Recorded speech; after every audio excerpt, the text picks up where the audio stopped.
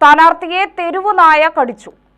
വീടുകളിൽ പ്രചാരണത്തിന്റെ അവസാനഘട്ടത്തിൽ പ്രചാരണത്തിനെത്തിയപ്പോഴായിരുന്നു ആക്രമണം. സിജുമോൾ ജില്ലാ ആശുപത്രിയിൽ ചികിത്സ തേടി.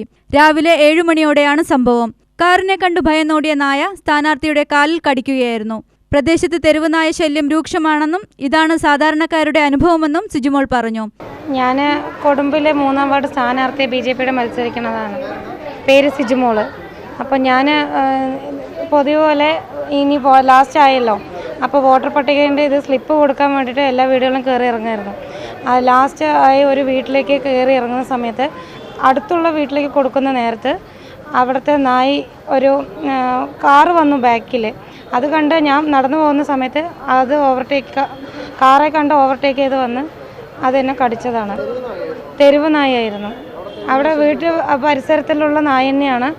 ഇതിന് മുമ്പ് ഞങ്ങൾ സ്ലിപ്പായിട്ടും നോട്ടീസായിട്ടും കൊടുക്കാൻ മുമ്പ് ഉണ്ടായിരുന്നു. ഞാൻ അവരെ സൂചിപ്പിച്ചിട്ടുണ്ടായിരുന്നു ഇത് നായിൻ്റെ ശല്യമാണെന്ന് അവർ പറഞ്ഞു. അപ്പം ഞാൻ നോക്കാം എന്ന് പറഞ്ഞിട്ട് എന്താ നടപടി എടുക്കാമെന്നുള്ള തീരുമാനത്തിൽ ഇരിക്കുകയായിരുന്നു. പക്ഷേ ഇന്ന് രാവിലെ ഇങ്ങനെ സംഭവിച്ചത് വളരെ സങ്കടകരം. വലിയ മുറിവായി, ചോരയൊക്കെ ഒലിച്ച് ആ വീട്ടിലുള്ളവരെ സഹായിച്ച് നല്ലോണം ബ്ലഡൊക്കെ പോയി കാല് നടക്കാൻ പറ്റുന്ന നല്ല വേദനയായിട്ടിരിക്കുന്നു. കലാശക്കൊട്ടാണ്. ഈ ഒരു അവസ്ഥയിൽ നോക്കട്ടെ, ഞാൻ എന്തായാലും തീർച്ചയായും വർക്കിനിറങ്ങും. കാരണം നമ്മളുടെ വിജയമാണ് നമ്മുടെ ലക്ഷ്യം. വളരെ രൂക്ഷമായ ശല്യമാണ്. നമ്മൾ അതിനെതിരെ നല്ല നടപടിയെടുക്കും. പക്ഷേ അവിടെ ഭരിച്ചുകൊണ്ടിരിക്കുന്ന ഭരണാധികാരികൾ ഒരു നടപടി എടുക്കുന്നില്ല. അതാണ് അതിൻ്റേതായ കാരണം. ഞങ്ങൾ ഓരോ വീട് കയറി ഇറങ്ങുന്ന സമയത്തും എല്ലാ പരിസരത്തും ഉണ്ട് ഇത്.